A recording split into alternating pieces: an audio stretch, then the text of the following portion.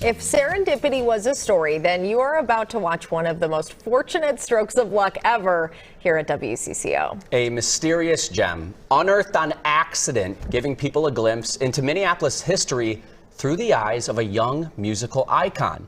While we all had a feeling who this young boy might be, we knew we needed help from those who knew him best. It's a journey and story you'll only see here on WCCO. Deep in the WCCO film archives are hundreds, if not thousands, of opportunities to travel back in time. And on one reel, a treasure lay hidden, untouched for 52 years. April 1970. Minneapolis Public Schools educators went on strike. We restored the film to offer context to the educators' strike that happened in the same district just last month. Okay, so there's the governor's mansion. That's kind of cool. Matt Liddy is WCCO's production manager. I grew up in Minneapolis, so all I cared about was looking at cool old buildings from the place I grew up. But his curiosity turned into a discovery when he saw a reporter interviewing kids as teachers picketed in the background.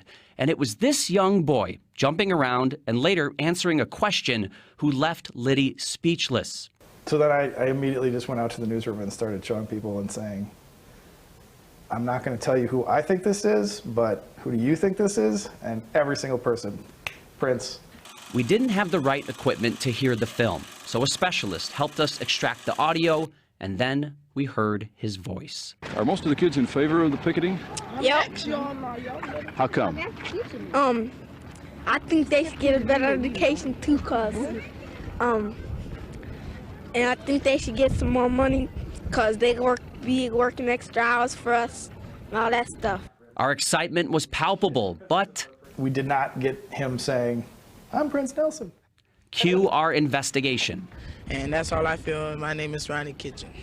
We gotta find him, Ronnie Kitchen.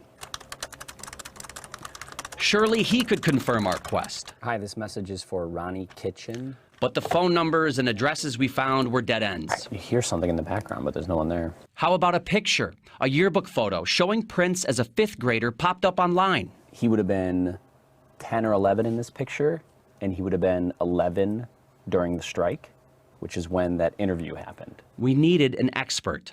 I just heard back from Kristen. She's a historian when it comes to Prince. A dedicated fan. They called him Skipper. Yeah. Who used her professional research skills to piece together the Purple One's life. I've written a big document sort of outlining his historic journey from Minneapolis' north side to Paisley Park and the world. Kristen Schaumler says videos of Prince as a preteen are almost non-existent. Until now. She's seen the clip here for the first time. Oh, I think that's definitely. Oh my gosh. Yeah, and this definitely looks like Lincoln Junior High School, where he would have been attending school in April of 1970. Schaumler then showed us what is believed to be a 6th grade picture of Prince, the same school year of the strike. Yeah, there's so much in his mannerisms and his eyes and everything, but it looks like him. Despite the evidence, we still needed someone who knew Prince as a kid. Schaumler connected us with Terrence Jackson. We go back as far as kindergarten at John Hale Elementary in North Minneapolis. A childhood friend and neighbor who was also in Prince's first band, Grand Central, when they were teenagers. Oh my God, that's Kitchen. That is Prince. Standing right through the head-on, right? Yeah, keep watching, keep watching. That's Skipper! Oh my God! That was just his reaction seeing Prince. Now, he's hearing him. Wow. I think they should get a better education too, Wow. That's it. Wow, that was him. What do you,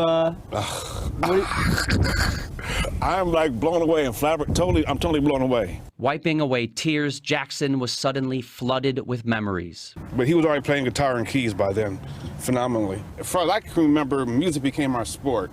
He was athletic, I was athletic, but we wanted to compete musically. Jackson's wife, Rhoda, grew up right alongside them. It's just amazing to see him that small, that young, and hear his voice. Yep. Our mystery regarding one of the most mysterious men in music was solved. That's Prince, a.k.a. Skipper to the North Side. And I think just seeing Prince as a young child in his neighborhood school, it helps really ground him to that Minneapolis connection. Just a young city kid years before he put his city and its sound on the map. Mark my words, you guys have found a real gem. A gem indeed. The Skipper part is the part that made me nostalgic, and almost because no matter how big you get, those people who knew you when you were a kid, everyone knows a kid once. And so the fact that they see it and they don't say, oh, it's Prince. They say, oh, it's Skipper. That gave me chills because you start somewhere. Everyone starts somewhere. Kristen confirmed it when she said they used to call him Skipper. We're looking at baby photos, and he was immediately drawn to call him that because that was his friend. It wasn't Prince, the musician icon. It was his buddy down the block. They were in bands together. And I've said this before, we were excited to tell the story, but every time we showed that video to someone who's a huge Prince fan or was his friend, it just raised our excitement level. And we hope the people watching here felt the same, seeing a unique glimpse of him.